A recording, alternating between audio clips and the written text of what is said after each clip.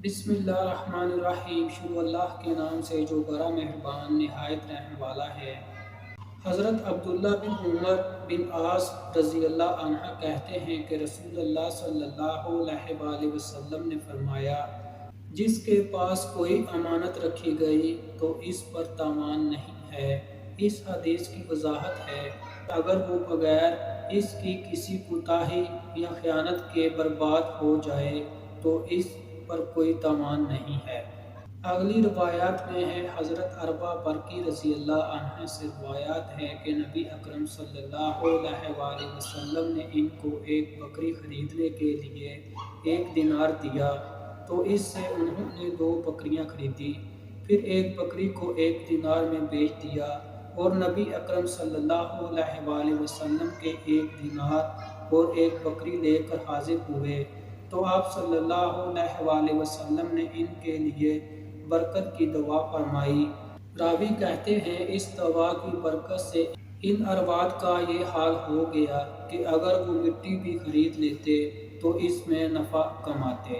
سبحان اللہ۔ عروہ بن ابی الجید برقی رضی اللہ عنہ کہتے ہیں کہ باہر سے بکنے کے لیے جانور آئے تو رسول اللہ صلی اللہ علیہ وآلہ وسلم نے ایک جانور خریدنے کے لیے مجھے 1 دینار دیا۔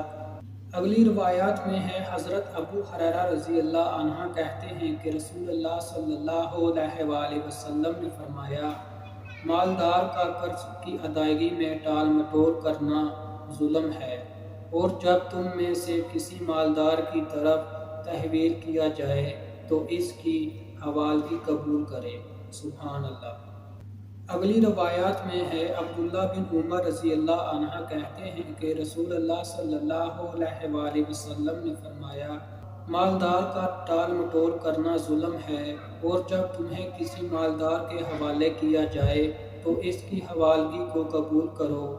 اس حدیث کی وضاحت ہے یعنی اگر آدمی مفلس ہو اور پیسہ پاس نہ ہو تو قرض ادا کرنے میں مجبوری ہے، لیکن پیسہ ہوتے ہوئے لوگوں کا قرض نہ دینا، اس میں دیر لگانا گناہ ہے اور قرض خواہ پر ظلم ہے، گویا اس کا حق مارنا گناہ ہے اور اپنے نفس پر بھی ظلم ہے۔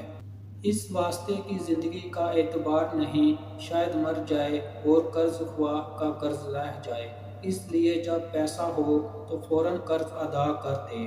سبحان اللہ۔ شکریہ۔